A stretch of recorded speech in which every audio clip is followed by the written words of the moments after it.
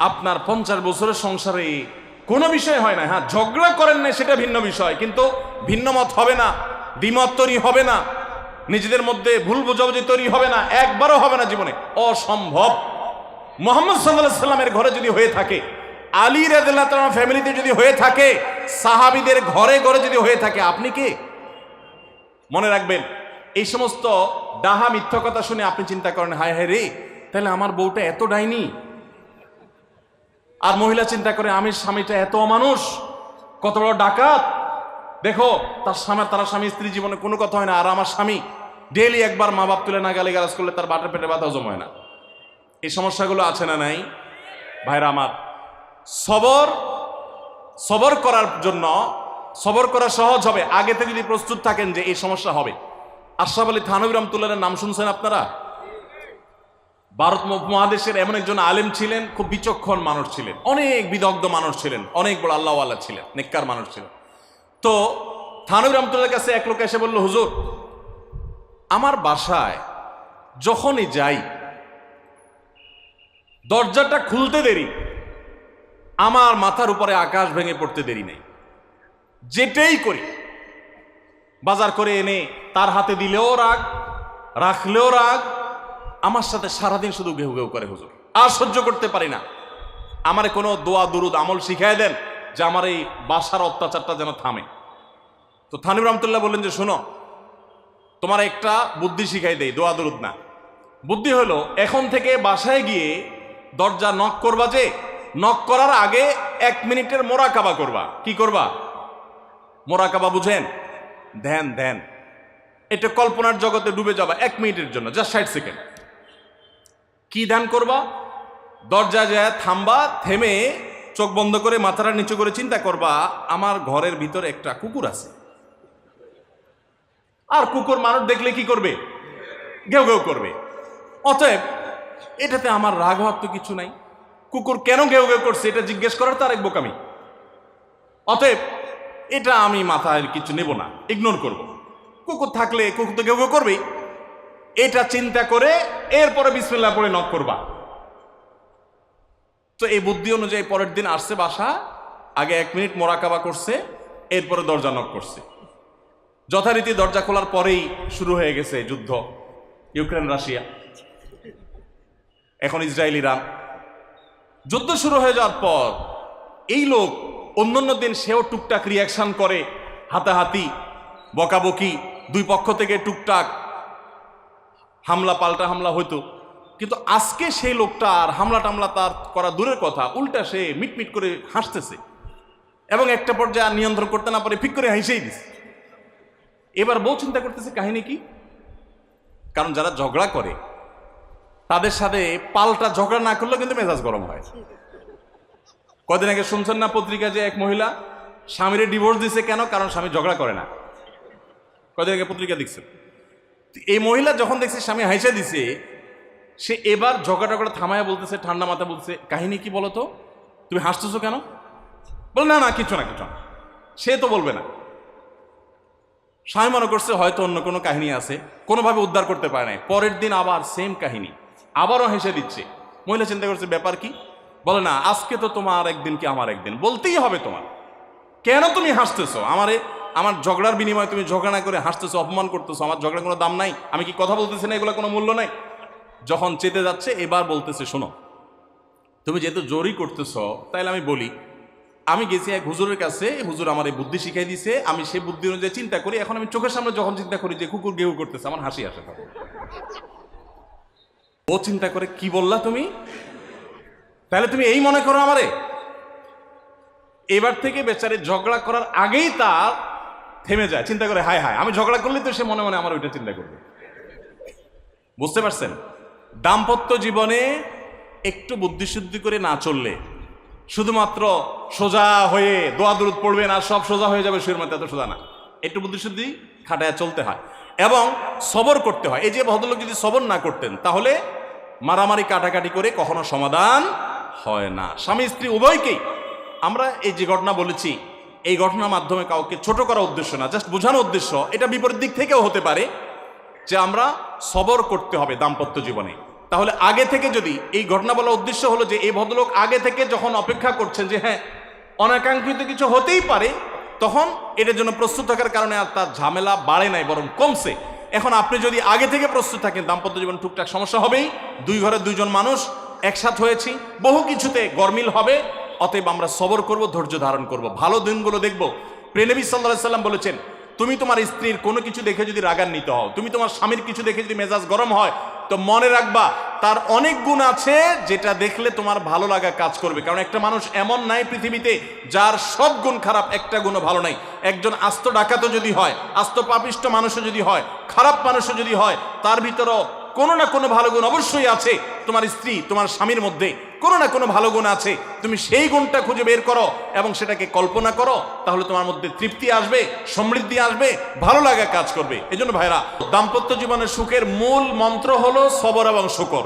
সবর এবং আমাদের দেশে সর্বস্তরে, শুধু দাম্পত্য জীবনে না, সব ক্ষেত্রে বেসবরি, ধৈর্যহীনতা, অসহিষ্ণুতা এটা এমন পর্যায়ে চলে গেছে, আপনারা পত্রিকার পাতা খুললেই দেখবেন যে বিয়ে বাড়িতে চিংড়ি মাছ দেওয়া হয়েছে সাইজ একটু ছোট, সেজন্য মারামারি হয়ে শুধু বিয়ে ভাঙছে তা নয়, 2-4 জন মারাও গেছে। শোনেন না আপনারা? মানে তা 4-5 দিন আগে নিউজ দেখলাম যে বিয়ের অনুষ্ঠানে সামান্য একটু কথা কাটাকাটিকে কেন্দ্র করে মেয়ের ভগ্নিপতি না খুব নিয়ারেস্ট একজনকে পিটিয়ে মেরেই ফেলেছে। ভাইরা আমার, এই ধরনের ঘটনা আপনারা শুনেন না? ঘরে ঘরে অসহিষ্ণুতা এবং ধৈর্যহীনতা। আমি একটা কথা প্রায় বলি, আপনারা কি জানেন কিয়ামতের ময়দানে আল্লাহর কাছে বান্দা কোন আমল করলে হিসেব ছাড়া জান্নাতে যাবে?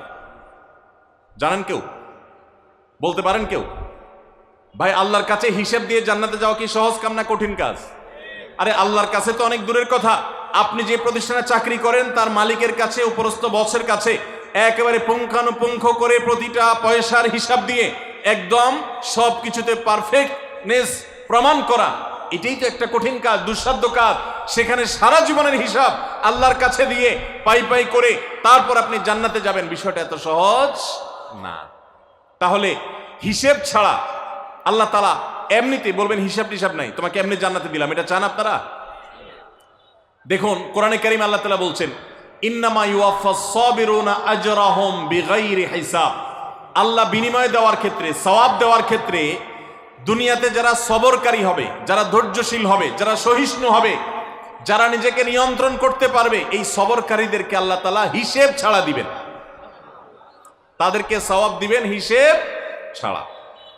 তাহলে আপনি যখন আপনার কর্মস্থলে থাকবেন আপনাকে ধৈর্য ধারণ করতে হবে। আপনি যখন পাবলিক পরিবহনে উঠবেন আপনার মাথা ঠান্ডা রাখতে হবে। আপনি যখন আপনার বাসা বাড়িতে থাকবেন আপনার মাথা ঠান্ডা থাকতে হবে।